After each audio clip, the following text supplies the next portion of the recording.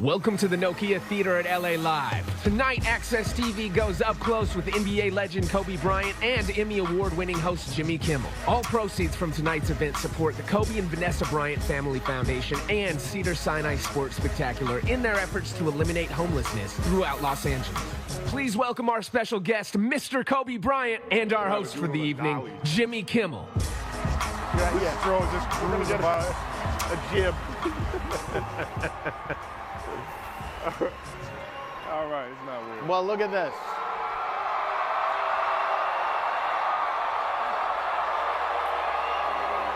Thank you. How about that? You don't even have to play. Welcome, everyone. Thank you for coming. This is Kobe Bryant. He plays for the Lakers.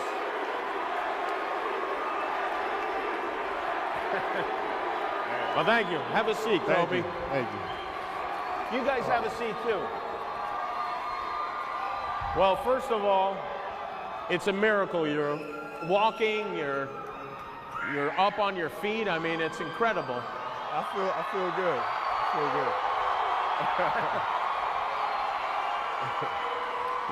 You do feel good. I feel great, actually. It's I've been pretty fortunate with the surgery. It's been good, moving around. Can you hear Kobe okay? Can you hear me now? That sounds better. I'll translate if there's any trouble. I saw you on Instagram picking up marbles with your toes, so that has to be a good sign, right? Yeah, I mean, you know what? I'm just gonna just sit here like this.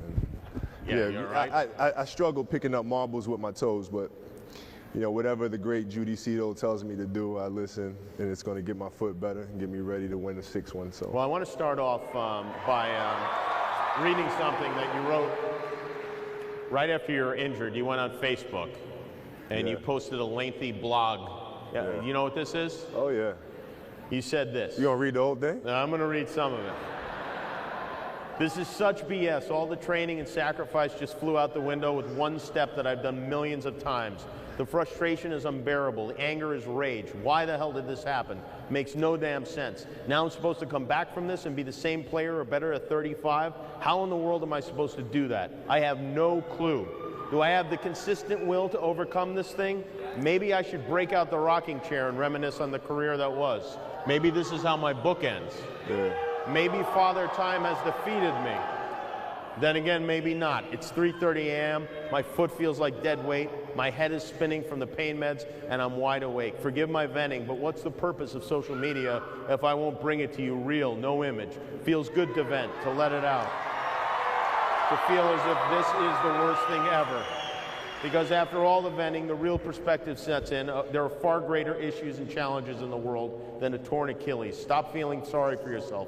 Find the silver lining and get to work with the same belief, same drive, and same conviction as ever. One day, the beginning of a new career journey will commence. Today is not that day. If you see me in a fight with a bear, pray for the bear.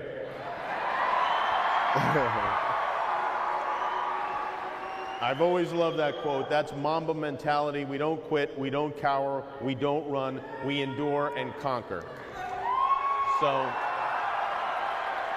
you're kind of going back. First of all, they must have had you on some great drugs when you wrote that. Man, you know, it's that good old Vicodin, I guess. Vicodin, yes. And does anybody consult you before you tweet when you're on Vicodin? No, I call them. You know, sometimes you just let it out. Run things man. by people. Well, I mean that post right there was just. I couldn't sleep. Man, I was up and just thinking about everything. It's just.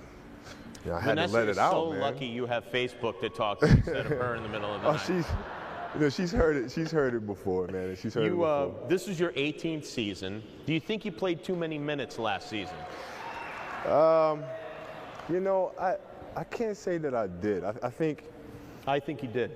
Yeah, I mean, with an Achilles injury, it's just one of those freak situations. I mean, it's tough to really understand or know when that threshold is, or when Right. You know, when enough is enough. I mean, it's tough. Right, that may not have been, well, probably wasn't the reason for the injury, but you got Tim Duncan playing 10 minutes a game less than you're playing. You're in your 18th year. Do you think next season you will play less, you'll be more conservative? Well, I mean, that's the goal. You know, that's why we we went out, we got a little younger. We picked up, you know, a couple wing players who I really think are going to, you know, help us tremendously next year, and Nick Young and Wesley Johnson. And, you know, I really look forward to them carrying a significant amount of that weight and, you know, easing the load. Yeah, we'll see what happens when you get on the court. Hey man, listen, I could sit back until June, man. Just, you know, I just want that jewelry. You said you plan to. You said you plan to shatter the record for the quickest recovery time from this injury. Yeah. Do you think you'll be playing at the beginning of the season? I don't know if I'll be ready to open tonight. I really don't know. I mean, I know I'm really ahead of schedule, and you know, whether I'll be ready to open tonight, I don't know. But I'm planning on coming back as soon as possible. Has A-Rod visited you in the hospital? He might be able to help. No, I haven't heard from him. What did you do while you're laid up in bed for such a long period of time? Actually, I watched every season of Modern Family. Modern Family? Like every season, watched a bunch of movies, Disney movies, kids. You know, we all just kind of laid in the bed and just watched TV. It was like you were at home sick from school and mommy was taking care of you. Exactly. I was eating in the bed and everything. So how do you not get fat when you're in bed that much? You'd have to roll me out. I'd be like one of those guys you see on TLC. I don't know. I don't know, man. I'm not really a big eater. I like sweets though. I see. You were live tweeting during Thank you. during a Lakers playoff game, and I loved it. I thought it was great. But you said you would never do it again. Yeah. Was that your decision, or did the Lakers suggest that you never do it again? Well, with all due respect, they know I'm a little too stubborn to really tell me anything. I see. Like, yes. I'm kind of going to do it anyway if I want to do it. So, do you think they are aware of that? Yeah. Because I have that same inclination. If you're told to do something, you feel like you have to do the opposite. It's not even like you just feel like it's almost as if they're taunting you. No, I mean it wasn't really that big a deal. The ownership didn't have a problem with it, to be honest with you. It was just, I thought it was pretty damn cool. I mean, I enjoyed it. I enjoyed it too. I enjoyed when you were tweeting during your 81-point game as well. I mean, that was, to look back at that and to give people that are reading your Twitter account insight into what was going through your head at that time. Yeah, that was the first time I watched the game. That was the first time watching it. That was the first time you ever watched a game? Yeah. See, that's a big difference between you and I. If I were to score even 8 points in a game, it would be on an endless loop at my house. But 81 points. Yeah, I don't know. That is, I mean, your grandmother was there for that game. She was. It was her first time ever watching me play in an NBA game. And did she think you scored 81 points every single time? No, her concern was that I was too tired after the game. Oh, really? She was more concerned for my health. You just got back from the Philippines, right? Yeah. Did you visit Manny Pacquiao there? No, I didn't see him. But when we arrived, in our villa, he had his entire staff there. His staff was there? His staff, his entire staff, and the chef and everything. They prepared like this full-on 10-course meal. It was incredible. It was incredible, and I sat there and stuffed my face. I said I was going to start my diet, but then I decided to start. So Manny Pacquiao sent you room service, essentially.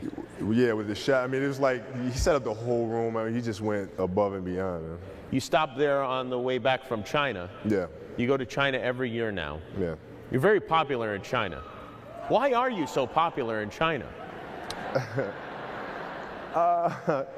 I don't know. I mean, I've been going to China for years now. I started going out in 1998 doing camps and clinics and stuff like that. And I don't know. There's a statue of you. I believe we have a picture of the statue in China. Uh-oh. And we're going to bring it up. Now, that's for some reason they put you in Urkel shorts. That's got to be strange to know that in a foreign country, a place where you don't speak the language at all, they've erected a statue of you.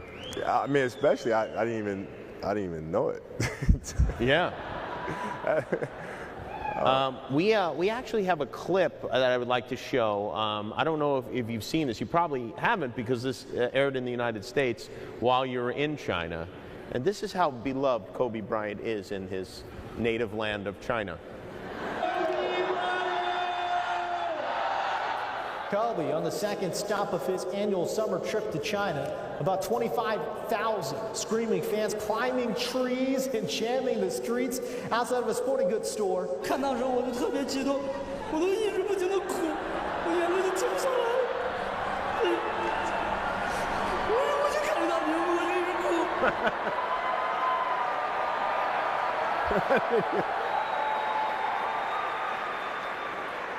What did you do to him? I don't know. You have the #1 selling jersey in China, and I think that's particularly significant because your jersey outsells Yao Ming's jersey. And Yao Ming, I don't know if people are aware of this, is Chinese. He's actually from China. Right. I don't know what to say, man. It's just, you know, I have a good time. We go out there, and they're really passionate about the game. I don't know. They must love the game. By the way, the remainder of tonight's presentation will be conducted in Italian. Sono stanco, usciamo da qui. Andiamo a prendere un po' di linguini con vongole. Bello, bravo, sì. Andiamo. Do you understand what I said? Yeah, it was a poor rendition of Italian, but I got it, though. That makes one of us. I got it. You spent a lot of your childhood in Italy. Yeah. English is not your first language, right? No, it's actually I'm still an absolute horrendous speller. A bad speller. You Terrible. think that is, you attribute that to learning Italian? That's my excuse. Well, your English is very good. I understand you perfectly. Thank you. You became a Lakers fan living in Italy. Yeah. Did they show Lakers games in Italy? Yeah, so at the time, my grandfather used to send me tapes of Laker games, because back then, you know, basketball wasn't as global as it is now. So he used to send me tapes. I used to sit, you know, in the living room and watch Magic and Byron and Worthy and Cap and, you know, the whole crew. And I just absolutely fell in love with the Lakers. Magic Johnson was your favorite player? Yeah.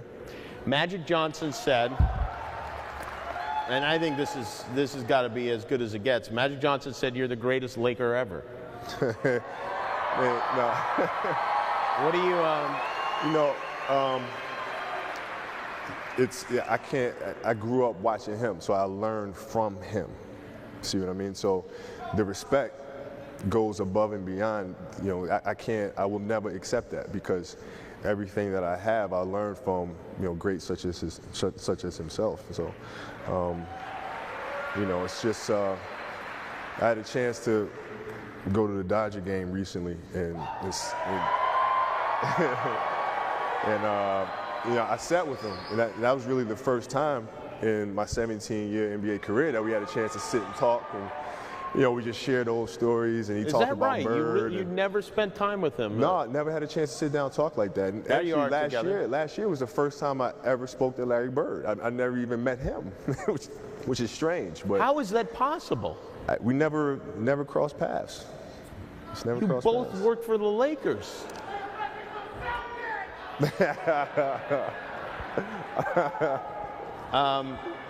What was it like when your family moved from Italy to Philadelphia? I mean, was that?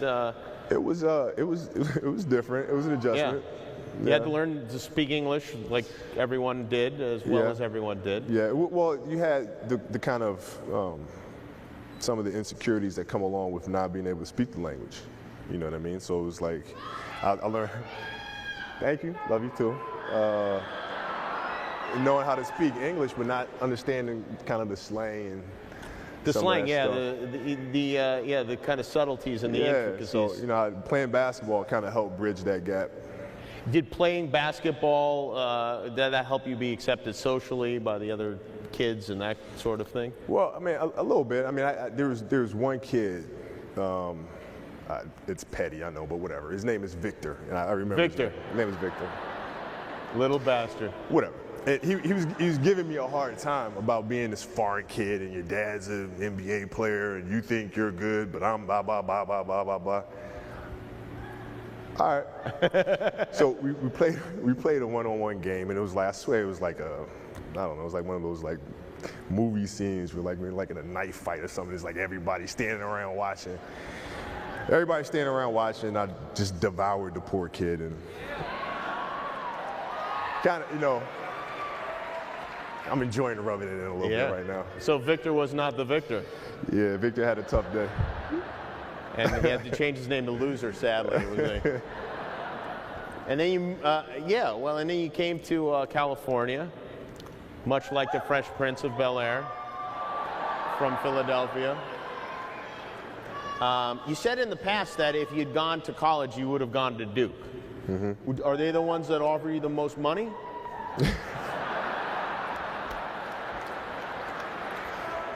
Hey, you know, no. But Coach K, I love Coach K. Coach K was phenomenal. But I gotta say, you know, the truth has to come out that I love Duke. Dean Smith sent me a letter and actually said that he was going to stop recruiting me because he believed that I was going to go pro. But if I had to make a decision, I probably would have wound up going to Carolina just because. Really? Yeah, because of the competition. So the year before before I graduated, Vince Carter went to Carolina. And the year before, he was the best guard in the country. So I'm saying, yo, I want to play against him every single day because I want to get better. I want to measure myself against these guys. You know, I want to measure myself against competing against a Vince Carter, you know, Phelps, Rasheed Wallace every day. That's something that I was really looking forward to doing. Wearing the same uniform that Michael Jordan wore? Yeah, no pressure there. You, who else tried to recruit you besides Duke and North Carolina? Kansas was a big one. The first college letter I ever received was from West Point, Indiana. Did you consider that at all? Not really. Not really, yeah. I was just excited to get a letter. That was pretty cool. Do you feel like you missed out on anything by not going to college? The wet T-shirt contest, the spring break? Yeah, I mean, you know, you miss out on that stuff, but that's the sacrifice that you make. I mean, you go to college. The way I looked at it, you go to college, you get a job, and I have a job sitting right here for me. That's challenging. You get to compete against the best, and I couldn't pass on that. Do you tell young people not to go to college? You know, I tell them to follow their dreams. That's what I tell them. Do you give advice? Are you the kind of guy that gives advice to people? I'm not really the kind of the patient type to really sit down and give advice. Mm-hmm. You know, it's more I've like heard get your that ass about in you. gear, I've heard that about you. You want to do something, do it. You give it in short bursts. Yeah. I have a photograph I'd like to share. It's a shocking photograph. I think it's going to horrify some people in this room, but let's put that up on the screen if we could. This is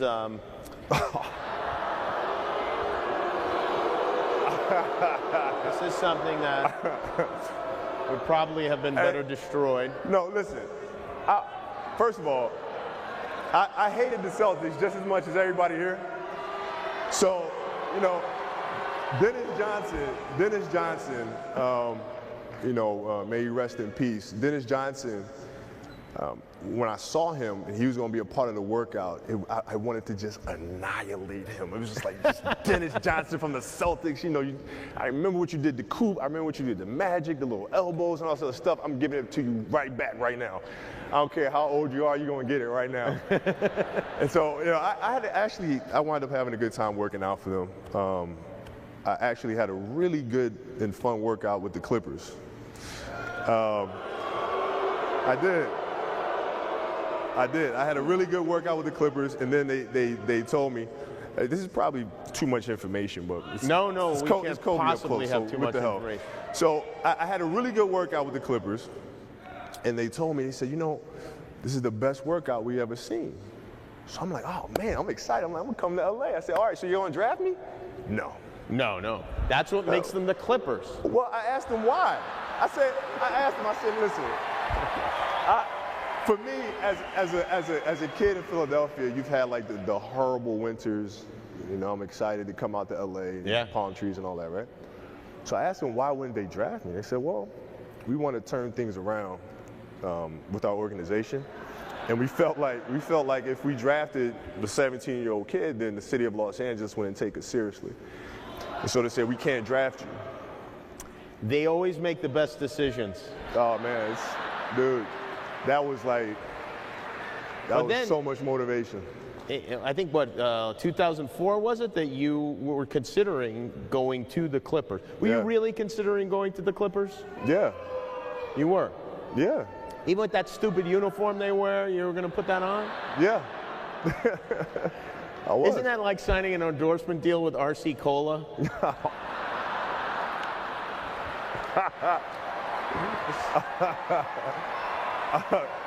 I mean, it was really tough because it was a tough period where, you know, Shaq had demanded a trade. Well, just prior to him demanding a trade, and he and I just weren't going to play together anymore. It was just the challenge was thrown down. I had to prove that I could win without him, and you know, something had to give. And so I started looking at other teams as being a free agent. But the purple and gold is, you know, has always been in my heart. So it was very tough for me to have to look at that.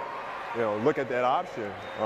Fortunate for you made the right me. decision. Well, I mean, it was Dr. Jerry Buss, man. He had the vision, he had the confidence, he had the, you know, the belief in me to entrust his organization, you know, with this young stubborn Why does kid. everybody love Dr. Buss so much? Every player you talk to says the same thing, that the reason I stayed is because of Dr. Buss, and when it comes down to it, the guy that comes in and closes the deal is Jerry Buss. Well, I mean, he was very, he's Dr. Jerry Buss, man. He was very, he knew exactly what his vision was. He had a very clear plan. And you sit down and you talk to him, he was very patient. He was very understanding, and like I said, he communicated clearly. And for me, he allowed me room to grow as a person. I mean, when I first came, I was 17 years old. I'll be 35, I think. I don't know, 35, 36. I'll lose count after a while. And he allowed me to grow and mature. You like Jerry's in general. Jerry West, also someone you were close to. Who took a chance on a teenager. Yeah. 17 years old. Do you remember? By the way, you were drafted 13th? Is that correct? 13th pick, yeah. Do you know who was drafted ahead of you? No. I suspect that you have the list of names in your head in order. Maybe a little bit. Do you? Maybe a little bit. You want me to go through it? Sure. Allen Iverson, Marcus Camby, Sharif Abdul-Rahim, Stephon Marbury, Ray Allen, Antoine Walker, Lorenzen Wright, Kerry Kittles, Samaki Walker, Eric Dampier, Todd Fuller, Vitaly Potapenko. Then you. You got drafted behind Vitaly. I know. You never get drafted behind a Vitaly, just in general. I think the pick after me was I think it was Steve Nash, wasn't it? I stopped at 13. Yeah, I think it was Steve. I think it was Steve Nash. I mean, it was I like the idea that you're acting like you don't know if it was Steve when I know you probably remind him of this every day. What's up, 14?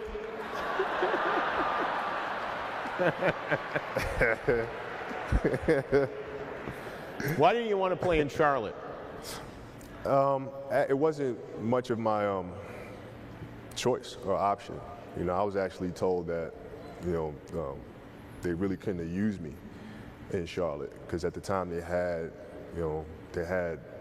a lot of guards there already, and they were doing all right, and they didn't want me. They wanted to trade me, so that's another great decision.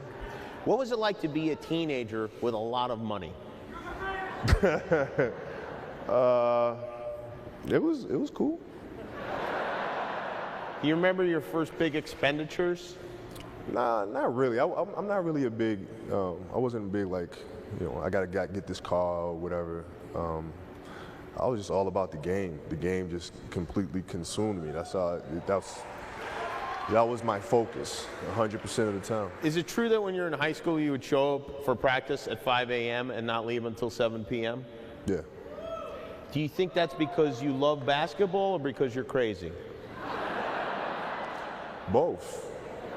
A little bit of both. You joined the Lakers the same year as Shaq. Do you remember the first time you met him? I think what did we do the first time? I think we went out to dinner at Jerry's Deli in Beverly Hills. How much did he eat? And I thought it was the coolest thing in the world that he had a cell phone that was like this big. It was like. Shaq said that he would sometimes see you practicing without a ball, like that crazy guy in Above the Rim. Who taught you to practice without a ball? Dude, you can't listen to half the hell the shit that Shaq says, man. I always practice with a ball. I love shooting too much. Of course I had a ball. I'm not doing that. You and Shaquille against Jordan and Pippen 2-on-2. Oh, we would win. Just because. And no free throws. No, we would win that. I mean, just because, Shaq, I joke around. I like needling Shaq a lot because it's just fun to do that. But the guy was an absolute force, man. Like the stretch that from 2000 to 2003, what this guy was doing is something that, you haven't seen in the history of the game. I mean, NBA Finals averaging 40 and 15. I mean, it was like, he was doing some pretty supernatural stuff, man. And so that matchup just wouldn't work out just because of him. You and Shaq won 3 titles together. Which was your favorite of those? Well, yeah. Yeah, it's gotta be number 2. It's gotta be number 2. It still eats a little bit at all of us. I'm sure Robert's in here somewhere. It probably still eats away at him a little bit too because we should have went undefeated in the playoffs that year. We should have went undefeated, and it bothers us. It still bothers us to this day that we let that game 1 drop. That is funny. You won and you're still upset. Listen, man, yeah. We already established I'm a little off. Yeah. You went to Michael Jordan's Michael Jackson. You went to the Neverland Ranch recently. No, you you were at Michael Jordan's 50th birthday party. Yeah. Did you bring him a gift? No. No. There's nothing you can give him. No, what I'm gonna give him? What's your relationship like with Michael? It's fantastic. I mean, it's a big brother type of relationship. Is he? Does he give you advice? Yeah, he does actually. Yeah. Good advice? Great advice. I mean, I'll never ever say that. I mean, him and Magic and those guys, and Michael in particular, is really giving me phenomenal advice on how to take a team, particularly with the personalities that that we have. and how to better communicate with your teammates, how to better elevate your teammates. What player in your career did you learn the most from? Oh, Michael. Michael. For sure. Even though you never played together? For sure. Wow. Who's the toughest guy you ever played against? Toughest guy I ever played against. Depends. I can go by eras actually. So there's a stretch there. I didn't ask you guys. I asked him. There was a stretch where Allen Iverson was just really. I mean, he was a load to deal with, man. He was really, really tough. And there was a game where he dropped 44 on me in Philadelphia. There's a game in New Jersey where Marbury dropped 50 on me. There's a game where Arenas had 60. So I hear 70. Carmelo Anthony's always tough for me to deal with. You know, Durant's always tough to deal with. So I mean, there's a lot of guys, but the guy that always gave me the most problems actually was Tracy McGrady. Tracy McGrady. Yeah. Tracy McGrady, man. Tracy McGrady with his, you know, he had all the skills and all the athleticism, but he was 6'9", and he was really, really tough to figure out. We're going to take a quick break here, but I have a lot to ask you. We're here tonight for a good cause, Kobe and Vanessa's Foundation to End Homelessness. And thank you all for coming. We'll be right back with Kobe Bryant up close.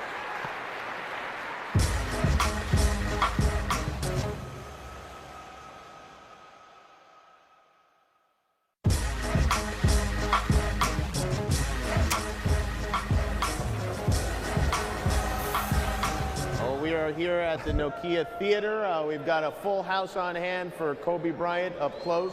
We're back on the air, everybody. So again, this whole event is put together because of your efforts against you want to kill homelessness, yes? Right. Yes, Right. And thanks to everyone for being here. And I know we are here tonight to try to end homelessness, but if there's only one homeless person in the world, would you be happy if that was Dwight Howard?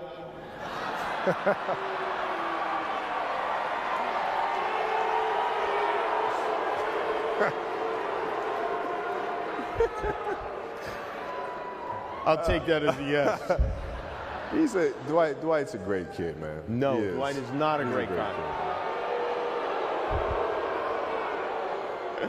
I'll speak on your behalf. Hey, listen, one thing you guys know about me is I have absolutely no filter, and I have no problem saying what the hell I feel. So he's actually a good kid. He's a good kid. You know, we have different perspectives on what it takes to win and what it takes to be successful. And because of that, we obviously had times we didn't see eye to eye. But, you know, it is what it is.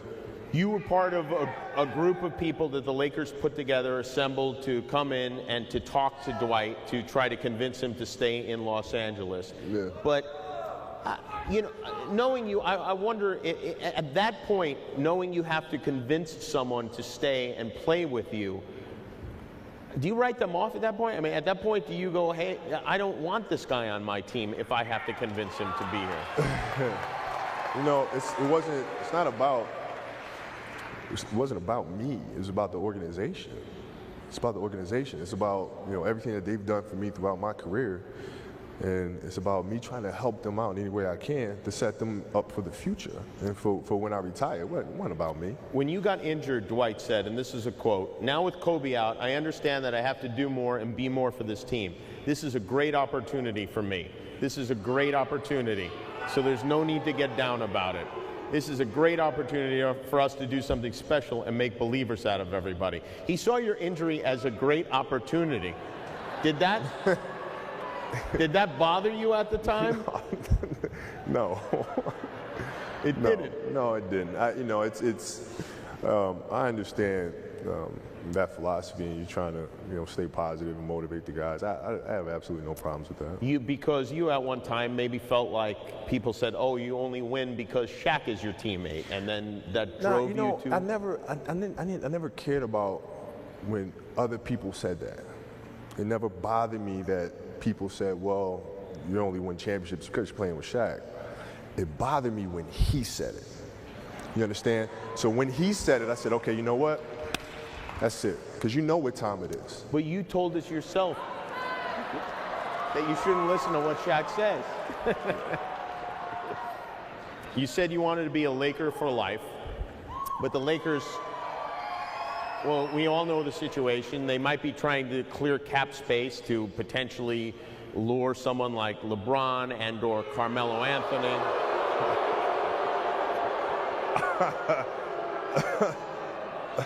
Are you certain that you will be a Laker for life? Yeah.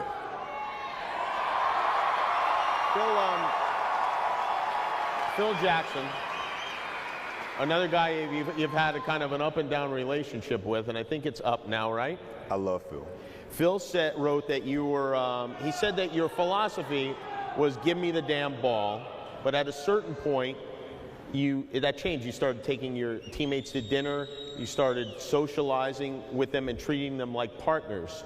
Was that a conscious decision you made, or did that just happen? It was part of the evolution of understanding, what it takes to enhance the group around you. I was a person that was completely consumed with my craft, and I got to a point in my career where I had to kind of take a step back and start looking outwardly and not looking, internally of how to make improvements, but start looking at others and saying, okay, how can I make him better? How can I improve him? What's he going through, et cetera, et cetera. And that came from, Phil's direction. And do you feel like your philosophy as a leader has changed significantly over the years? Yeah, it has actually. My demeanor and my temper probably calmed down maybe a little bit, but just kind of how I view things and how I perceive things it's different. It's different. I go into games now, and when I made that adjustment, looking at what are my guys going through, who's struggling, what can I do to help. And sometimes that might take me out of rhythm of the game, but that's fine because I'd rather me have to try to go through that uphill struggle as opposed to my teammates having to do it. Will you miss Metta World Peace? Tremendously. I really like him. I mean, he's still around, I guess, but what's the funniest thing you ever saw him do?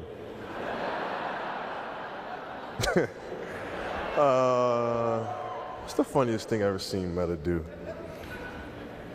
He's done anything funny. I mean, he's done some pretty weird.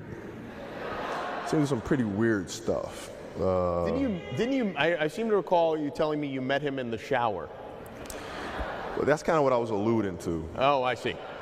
It was after we got beat by the Celtics, 2008 in the finals, and I'm in the shower and I'm pissed beyond belief, and I'm just standing there. I'm like in the shower for like an hour, and I just hear, yo, Cole.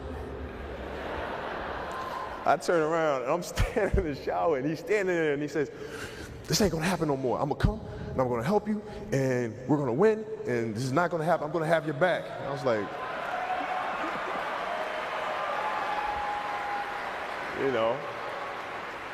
like, damn, man, we could like hug it out right now, but not really. Yeah. Who is the funniest guy you ever played with? Shaq and Gary Payton, by far. By far. Who's the smelliest player you ever played with? Brian Grant, because of his dreads. The dreads. If you could pick one player to join you on the Lakers, anybody, who would you pick? I'd take Derek Fisher back. Derek Fisher. That's my guy, man. It's like, we came in this thing together. You know, we won 5 titles together. I mean, that's like. Even though he's 70 years old? Well, shit, man, I'm 65. Do you think Chris Paul should be a Laker right now? Legally speaking, yeah, he should be. Yeah. David Stern speaking, no. He's gonna love that one. He's gonna. I thought it was. You know, I was working out. I was lifting weights, getting ready, and you know, Chris called me and told me he was coming. You know, and said it was a done deal, and I was like, all right, well, cool. You know, I was. It was kind of mixed reactions because you're losing teammates, you know, and Powell and Lamar, you know, so it's tough. Then he calls me back like 30 minutes later and said, man, you won't believe it. I said, what? David Stern killed the deal, man. That's some bull, la, la, la, la. You know, and then it kind of went from there, and then he ended up in LA anyway, so. Yeah, close but no cigar, I guess. On a scale of 1 to 10, how much does it bother you when the Lakers try to trade Pau Gasol?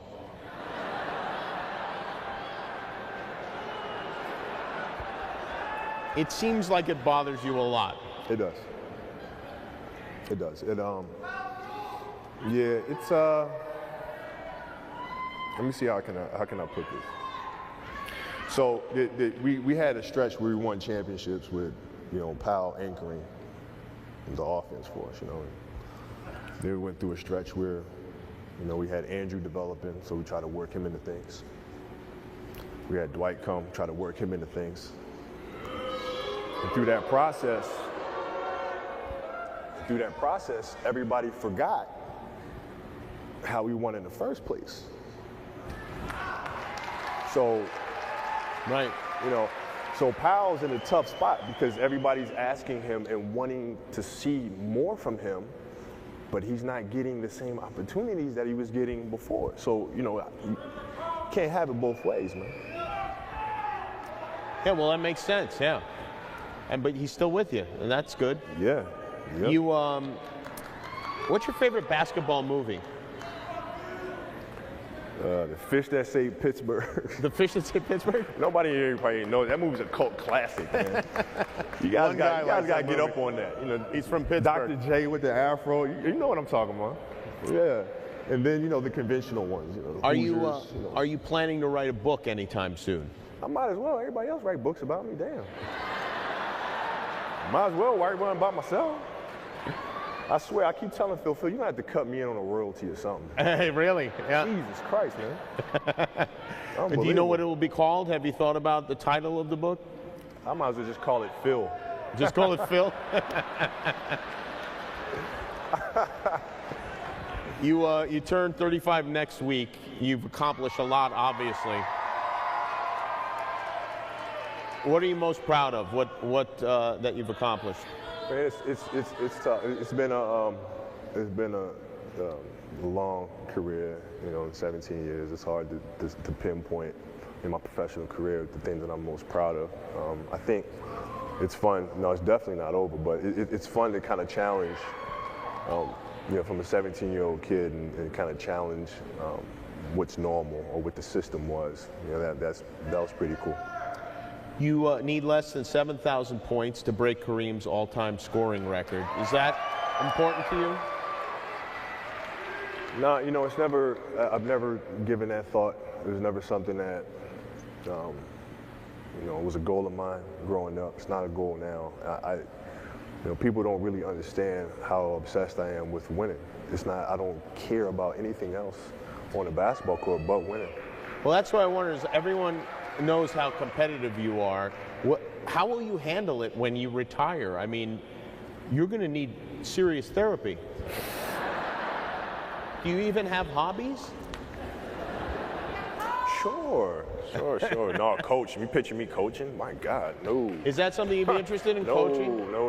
What about owning a team? If the Lakers want to sell you the team? You know, if they want to break me off a little something, I'll definitely jump at that. Do you think the Lakers will make the playoffs this year? Nah, I think we'll finish 12th. All right. We have some questions from the audience. The first one comes from Jerry Trevino. Jerry, where are you, Jerry?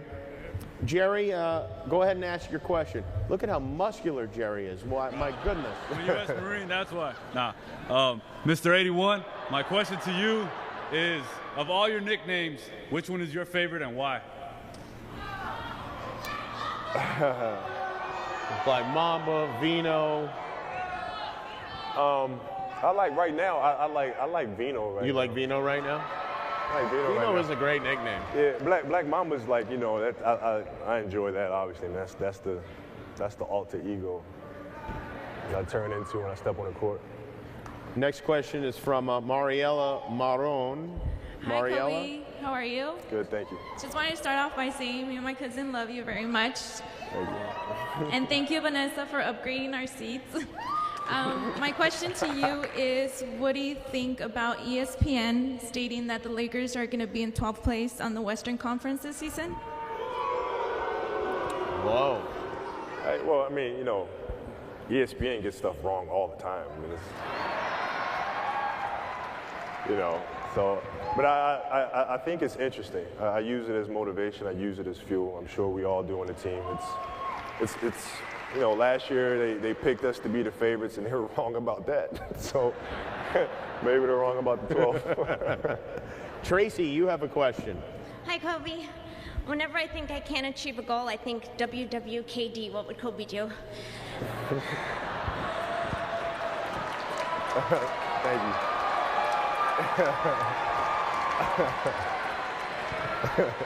So my question is, could you please share your secret? You have the most amazing ability to rise up quickly and bounce back from any emotional or psychological adversity. You just bounce back right away. The rest of us would crumble.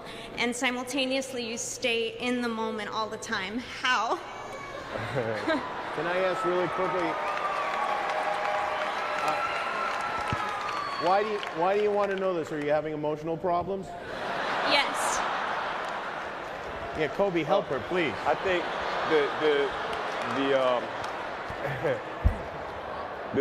there's no real trick to it. It's all really just, to me, it seems very simple because, you know, when you have a situation and you're struggling or you're going through something, and then you step on a basketball court or you're faced with that, you know, with the fight or flight option, you have a choice to make. And to me, it's a very easy choice. I'm not going to fold. I'm not going to, you know, crawl up in the ball. I'm just not going to do that.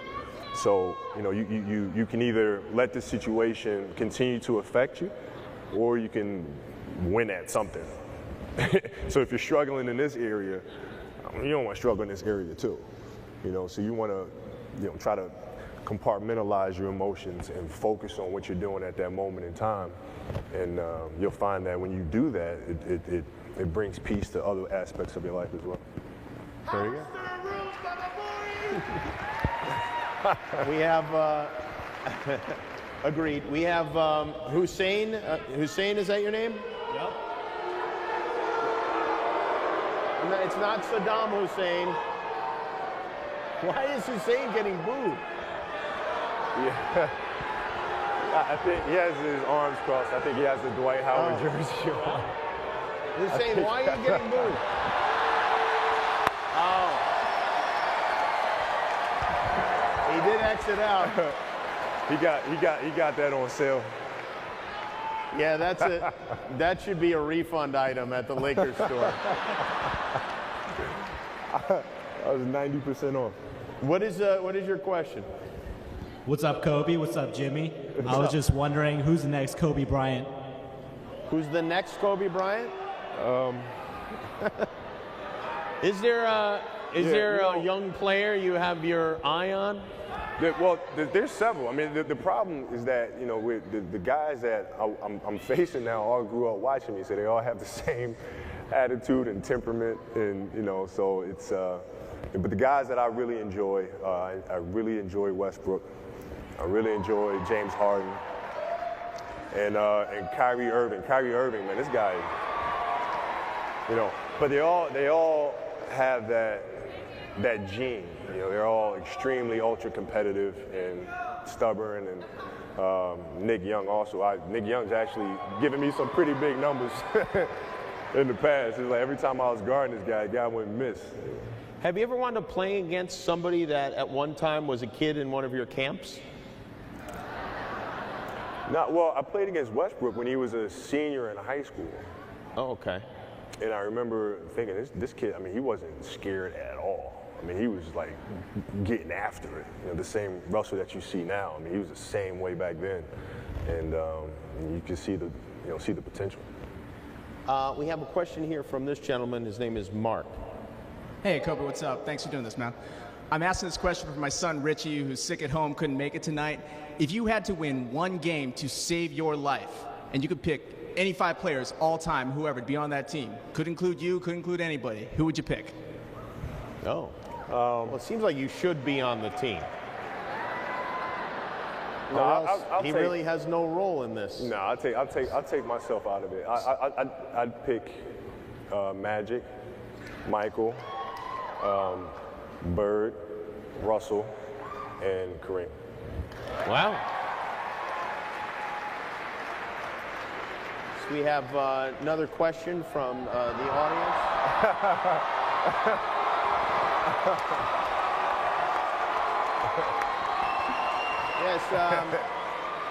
Yes, what is your name, young man? My name's Terrell. Terrell. Yes, you have a question for Mr. Bryant? Kobe, I have two questions. Obviously, with the injury that you've sustained, undoubtedly one of the most difficult to come back from. Can you share with the audience and the million people that are watching today how cutting-edge technology and science has played a big part in your recovery? Obviously, you're well ahead of what you're doing right now. So can you just share with the audience what that has done for you and what you're going through right now? I think Terrell's looking for a doctor's appointment. Well, you know, we actually, there is a neuromuscular therapist that we share. This guy is like one of those genius kind of guys, man, that just knows the human anatomy inside and out. His name is Bryant, and I've been working with him for years. And but yeah, I mean, the procedure was, I was very fortunate. We went into the surgery the next day instead of waiting and letting the scar tissue develop. And we're very aggressive with the therapy. 3 weeks maybe after the surgery, we got right to it. So that's helped a lot.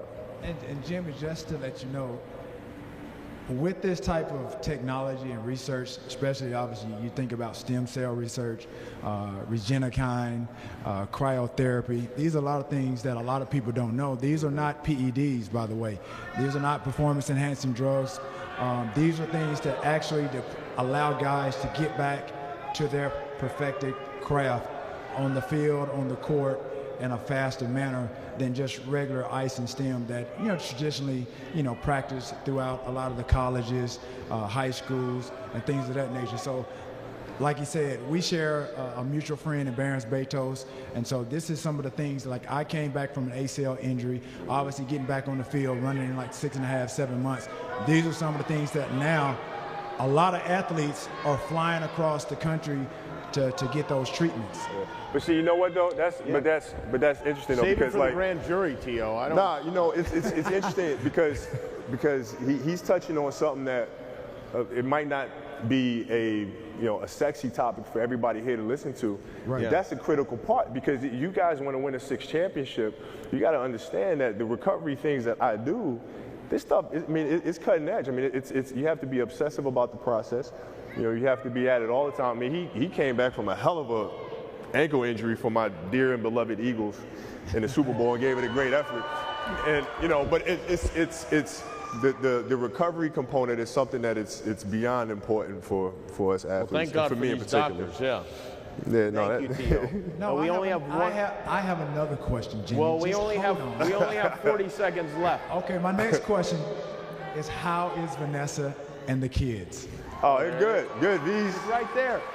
V's here chilling, and our kids are good, and you know, they're playing sports and insanely competitive.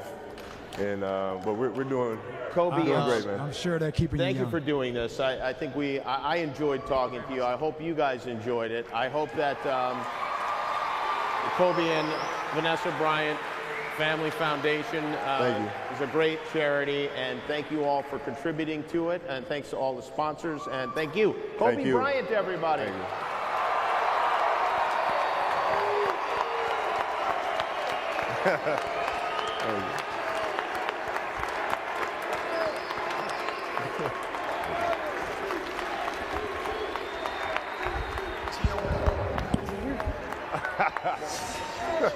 We'll wait. Thank you.